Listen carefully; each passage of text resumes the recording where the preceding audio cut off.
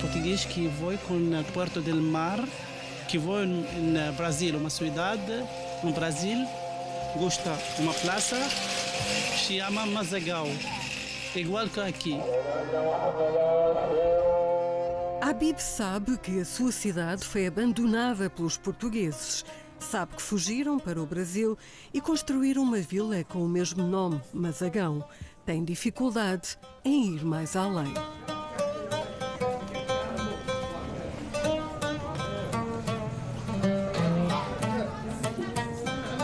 Mazagão foi a primeira cidade moderna construída fora da Europa. Em meados do século XV, os portugueses chegaram em 500 navios, instalaram-se sem resistência e construíram uma cidade de raiz como entreposto comercial e militar na rota marítima para a Índia. Uma das primeiras decisões foi construir uma cisterna para assegurar a vida dentro da fortaleza e manter a autonomia caso os marroquinos, em retaliação, cortassem a água. Tornou-se o coração da cidade. Abjali ouviu desde pequeno a história da sua cidade, narrada pelo pai, o guarda da cisterna. Seguiu-lhe os passos, tornou-se um guia emblemático. Les portiers sont venus en 1502. Ils ont fait la construction de la salle en 1514. Et au début, c'était la salle d'armes. 1541 devenu un réservoir. 2 millions de litres. Réservoir d'eau pour boire. Eh oui.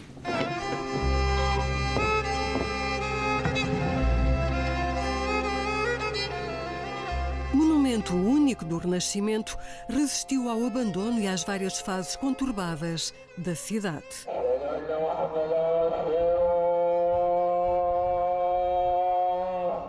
No terraço viveram famílias, saíram pouco antes da Unesco ter considerado Mazagão património mundial em 2004. C'est une opération faite avec les autorités locales, et surtout la province d'El Jadida et la municipalité d'El Jadida, pour reloger les gens qui habitaient sur la terrasse de la citerne. Ils les ont tous relogés pour débarrasser des constructions inadéquates qui se sont mises ici. Nous avons la mosquée, en face il y a l'église, la synagogue et une autre église espagnole. Ils sont toujours là, ils existent toujours. On va le restaurer très, très prochainement. On va commencer par l'aménagement de l'espace d'accueil et tout. Puis on va restaurer le reste de la citadelle, ça veut dire la terrasse, les tours, les 4 tours qui sont au coin de la citadelle. Et il y a aussi un ancien bâtiment à l'entrée de la cité portugaise, qu'on appelle ancien prison Belhamdounia, qui va être exploité comme un centre d'interprétation du patrimoine partagé maroco-lusitanien.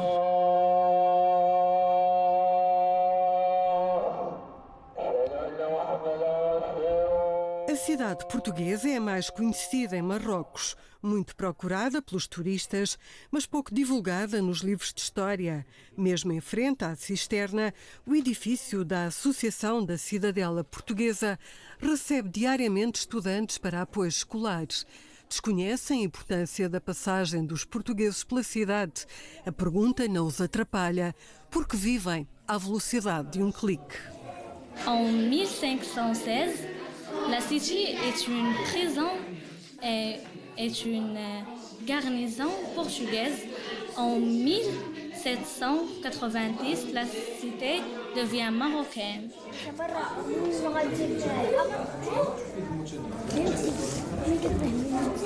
They want to have fun. They want to talk about something funny, something nice. But of course, they will love to know something about the history.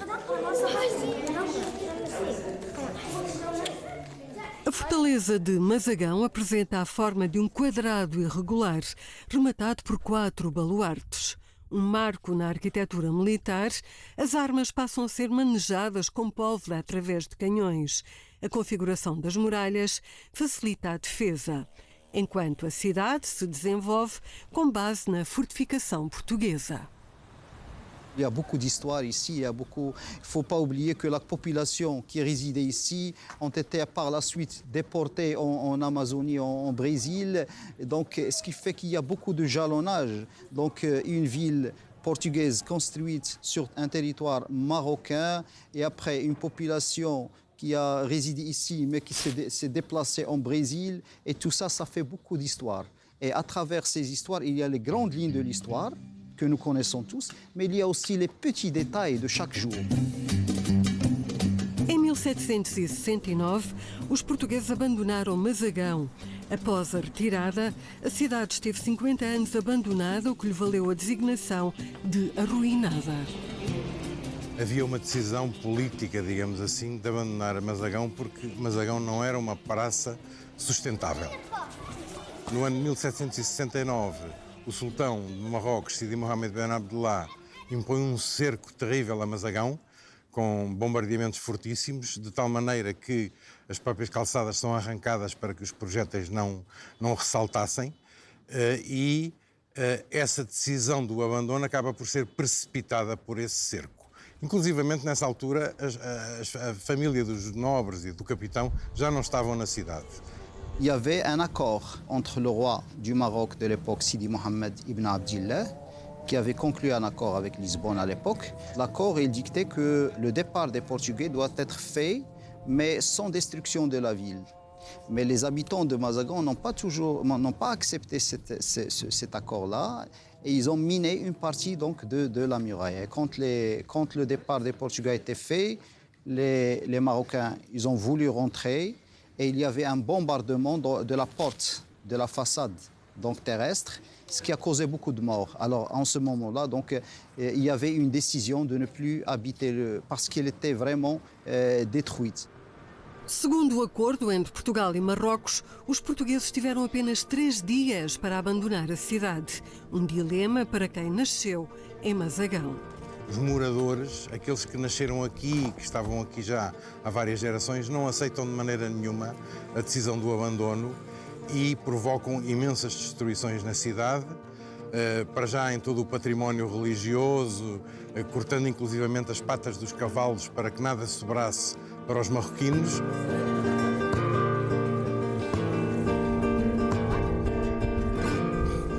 A forma como saíram dá origem a histórias que correm de boca em boca.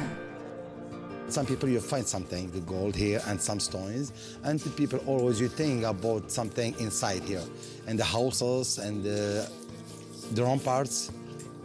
You have a lot of things. Os portugueses saíram pela Porta da Ribeira, a porta da fortaleza que serviu os militares na ligação direta com o mar. Au siècle dernier, donc au 19e siècle, il a été transformé en un four. De l'autre côté d'ici, on a la porte interne, la porte Ribierac, qui donne sur la rue principale. Donc, comme dans toutes les forteresses, d'accord, les portes ne donnent pas directement à l'intérieur de la forteresse. Atualmente, pela Porta do Mar, passa a vida das famílias que diariamente cozem aqui o seu pão. Chaque famille par les plateaux, c'est les couleurs des torchons. C'est vert, blanc, noir. Toujours de l'année, ils font du pain et le forment c'est au vert. C'est toujours à 6 heures fermé. 6 heures fermé, s'il n'y a pas de la lumière.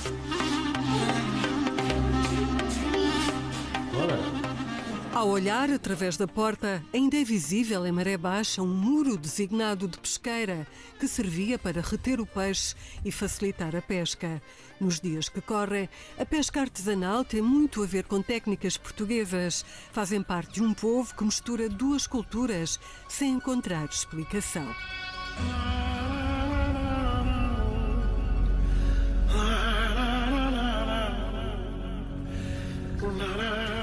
Bar, ambar, comme la glace, parette, ça.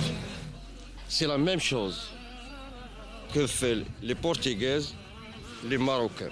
C'est la même pêche. Le sardinier, je mets le filet à le balcon. À 13 h du matin, je pars à la mer pour pêcher. Quand je trouve le poisson, je sais qu'il est la file, et je mène au bateau et reviens à la porte. Tu compris? Je ne trouve pas les mots pour expliquer avec.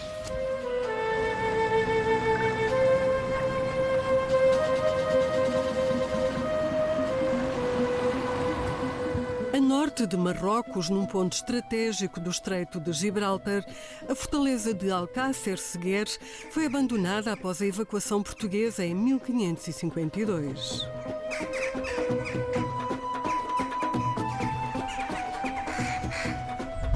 A cidade degradou-se, chegou a ser uma lixeira. Começou a ser escavada e estudada nos anos 70 por 2 americanos. Tornou-se num sítio arqueológico. Atualmente encontra-se em recuperação.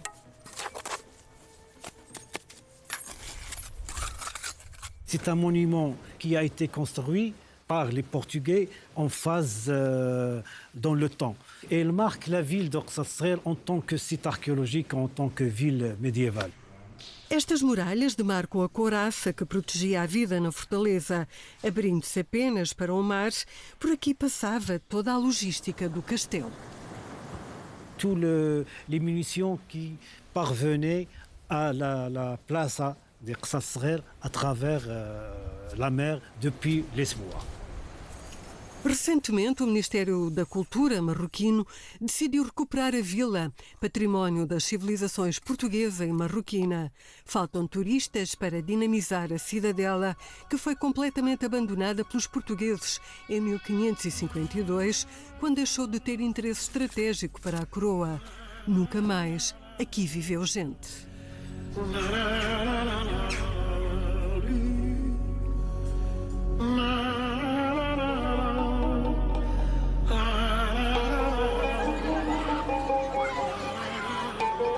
Não falta vida dentro das muralhas de Arzila, uma das cidades com mais informação sobre a presença portuguesa em Marrocos. No ensino secundário, o tema é abordado, mas faltam detalhes. É organizada uma armada poderosíssima, a maior até então, com 477 velas, 30 mil homens, que desembarcam aqui em condições difíceis, porque Arzila tem uma série de rochedos no mar e, portanto, tinham condições difíceis de desembarque. Aliás, morrem logo 200 portugueses nesse desembarque. As tropas desembarcam, a cidade é cercada e durante 3 dias a cidade é objeto de grandes bombardeamentos. A população local foi forçada a fugir. Os portugueses ficaram com uma cidade grande demais. Construíram um muro de atalho, demoliram 60% da zona urbana e assim nasce Arzila, dentro das muralhas arredondadas, delineadas pelos portugueses. Aqui os portugueses marcaram a diferença. A reina Isabel, reina de Portugal, estuvo aqui e tinha uma torre aqui. Era como la torre de la reina, como la fortaleza. Pero los portugueses han llegado a todo el mundo. A torre de homenagem do Castelo de Arzila foi recuperada com o apoio da Gulbenkian. Nesta mesquita, durante a invasão portuguesa, morreram centenas de marroquinos. A presença portuguesa promove o turismo e inspira a cidade dos artistas.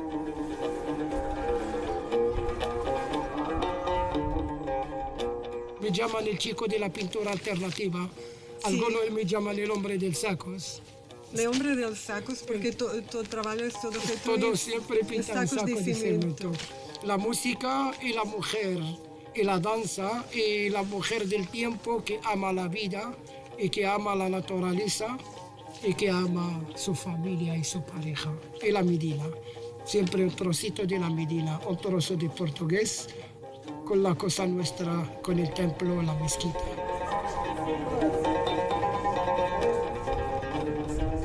E à nossa frente era a mesquita, onde passou a ser uma igreja que é dedicada a São Bartolomeu, onde há uma grande carnificina. Portanto, durante a conquista, a população refugia-se na mesquita, por uma questão até religiosa, de se defenderem pedindo ajuda a Deus, digamos assim, não é? Ou a Alá.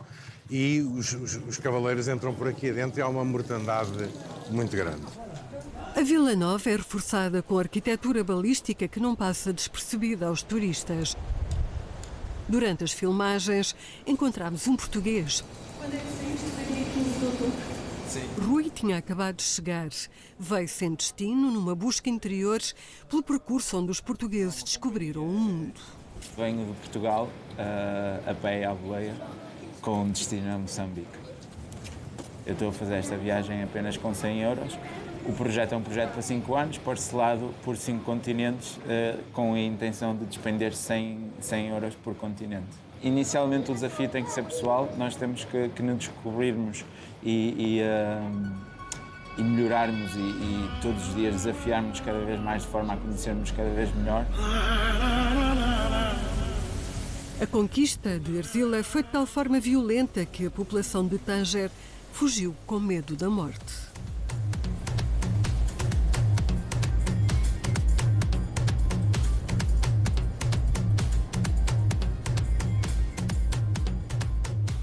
Desde que os portugueses conquistaram em Ceuta, em 1415, que Tanger se torna uma obsessão para a coroa portuguesa.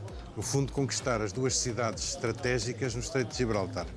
Há uma tentativa desastrosa em 1437, liderada por Dom Duarte e o infante Dom Henrique, na qual Dom Fernando é feito prisioneiro e vai para o cativeiro em Fez. Há duas outras tentativas falhadas na década de 60. Tanger é de facto uma obsessão e a forma que os portugueses têm de chegar a Tanger é conquistando primeiro Argila. A população de Tanger percebe que a cidade vai ficar isolada e cercada e abandona a cidade.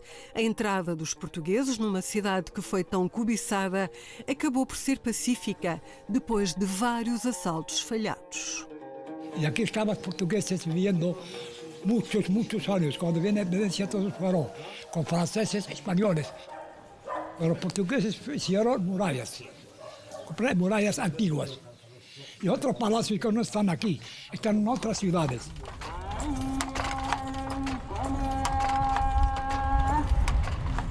Os dados da história perdem-se na memória desta gente. Os guias curiosos contam a história à sua maneira. Portugueses vinieron de Portugal para hacer las cosas aquí antiguas en Tánger y también tenemos una parte aquí que después de Tánger que se llama una parte de Larachic también que viven los portugueses ahí.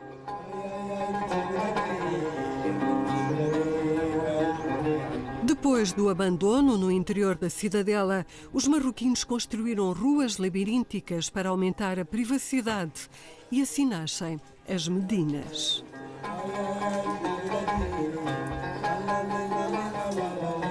Durante cerca de 200 anos, Tanger foi território português. Em 1661, a cidade é oferecida por Portugal a Carlos II como parte do dote da princesa Catarina de Bragança. A coroa portuguesa vai gradualmente perdendo interesse e capacidade para se manter em Marrocos. Para trás ficam marcas de uma presença que o tempo não apagou.